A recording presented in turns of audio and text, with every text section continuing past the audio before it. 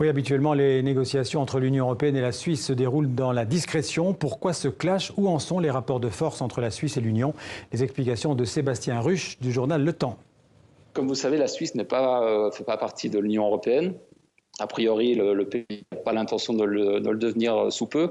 Et pour le moment, les relations entre l'Union européenne et la Suisse sont régies par un ensemble de conventions bilatérales. Et il se trouve que l'Union européenne, apparemment, ne veut plus de ce système de bilatéral, mais voudrait que la Suisse conclue un accord cadre avec elle, qui engloberait tout. Le problème, c'est que la Suisse ne veut pas vraiment de cette solution. Et l'autre difficulté, c'est que le gouvernement fédéral ne peut pas prendre une décision pareille comme ça immédiatement. En Suisse, les choses ne fonctionnent pas comme ça.